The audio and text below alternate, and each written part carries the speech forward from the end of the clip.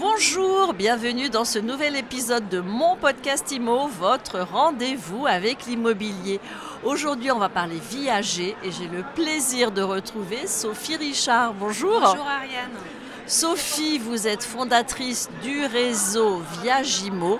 Vous accompagnez les agents immobiliers évidemment sur des problématiques de viager. Vous nous présentez Viagimo pour commencer ? Alors Viagimo, c'est le premier réseau national des agences immobilières spécialisées dans la vente en viager et nue propriété. Ce sont des agences physiques réparties sur l'ensemble du territoire. Et les trois prérequis pour intégrer la franchise, c'est être titulaire ou éligible à la carte professionnelle. Parce que je pense qu'on fait attention à ce qu'on dit et ce qu'on fait quand on exerce sous sa propre responsabilité. C'est d'avoir une agence physique, une agence vitrine. C'est un lieu de convivialité et d'autant plus avec nos vendeurs, nos grands-parents. C'est un lieu de lien social qui va générer des rencontres. Et puis c'est d'être spécialiste 100% sur la vente en viager et nue propriété. Pourquoi ? Parce que je pense qu'on fait confiance, on crédibilise la spécialité. Voilà, donc ce sont les trois prérequis pour intégrer la franchise.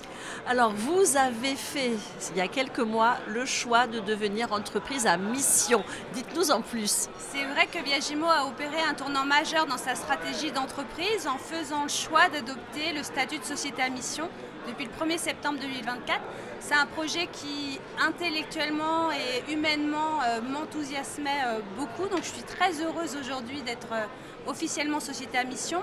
Une société à mission, c'est quoi ? C'est une reconnaissance légale de l'intérêt social de l'entreprise en mettant au cœur de ses actions des objectifs sociaux et environnementaux. Et c'est vrai que pour moi, c'était dans le sens de l'histoire que d'évoluer en société à mission à travers l'univers du viager. Pourquoi ? Parce qu'on va aider nos grands-parents à vivre plus sereinement, voire plus dignement, malheureusement encore en 2024 pour nos grands-parents. Et c'est d'accompagner les plus jeunes à devenir propriétaires de leur logement, ces primo-accédants, en toute tranquillité et à faible coût. Ça vous oblige ? Ça nous oblige, moi, la tête de réseau et les franchisés qui sont sur le terrain et qui vont porter ce message. Depuis qu'on est société à mission, on se rend compte qu'on a de plus en plus de contacts. Ça a du sens pour beaucoup. C'est dans le sens de l'histoire. Et ça devient pour moi une évidence que le viager est une nouvelle forme de retraite par capitalisation. On sait que notre système de retraite actuel par répartition est complètement obsolète. Il a été pensé au sortir de la guerre et il est urgent de réfléchir à un nouveau modèle de prospérité.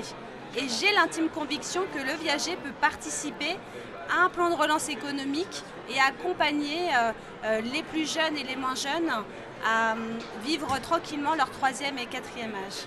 Économiquement, qu'est-ce que ça a comme impact d'être société à mission ?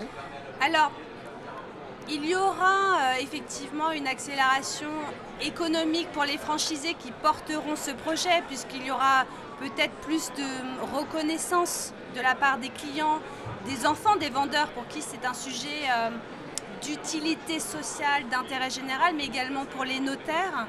Et je pense que c'est pas d'abord le volet économique qui nous a animés, c'est d'abord s'inscrire dans la réalité de nos convictions et de porter haut et fort ce discours, de faire ce qu'on dit, que de participer à réformer, comme c'est le cas depuis plusieurs années, cette réforme des retraites, mais d'accompagner tout à chacun à être propriétaire. C'est plus de 60% quand même, quasiment 60% de propriétaires en France. Donc on voit que l'ADN des Français, c'est le Graal, c'est être propriétaire de son logement. Malheureusement, tout le monde ne peut pas le faire. Et le financement de la dépendance, par ailleurs, concerne tout à chacun. Sophie, il y a combien de transactions en viager par an en France ? Est-ce qu'on a des chiffres précis là-dessus ? J'aimerais tellement avoir un chiffre précis, Ariane. Ça fait des années que j'espère avoir ce chiffre-là, mais malheureusement, les notaires n'ont pas encore l'obligation de répartir l'option de vente en viager. Donc on parlerait de 10 000 transactions par an. Donc certains, si vous pianotez sur Internet, vous verrez 1% des transactions. Maintenant, c'est un chiffre qui est sorti du chapeau d'un journaliste il y a plusieurs années, mais on ne peut pas encore l'authentifier. Donc environ 10 000 transactions par an. Alors vous, votre cible, c'est aussi les agents immobiliers. On est là au congrès FNAIM, au congrès IMO, au Carrousel du Louvre. Qu'est-ce que vous leur apportez aux agents immobiliers avec l'enseigne Viagimo aujourd'hui? Alors pour les professionnels de l'immobilier, il y a deux leviers possibles. Soit pour celles et ceux qui veulent s'inscrire, qui ont cette conviction, comme nous l'avons tous les membres de Viagimo, sur l'univers du viager, ils veulent être spécialistes de cette vente, ils peuvent ouvrir la franchise Viagimo. Une franchise, c'est une mise à disposition d'un savoir-faire, un accompagnement. On est centre de formation Calliope, on a un service juridique intégré. C'est d'ailleurs l'un des sujets les plus importants pour les franchisés qui nous rejoignent, que c'est généralement sur le terrain qu'on a tous les cas d'école et qu'on a besoin d'un appui métier juridique. Donc on a une équipe de juristes au siège. C'est être accompagné sur la communication et le marketing parce qu'on communique différemment dans l'univers du viager que celui de la transaction. C'est d'avoir l'appui de l'alliance aussi fédératrice du réseau. C'est qu'on entreprend mais pas seul. C'est le principe même de la franchise.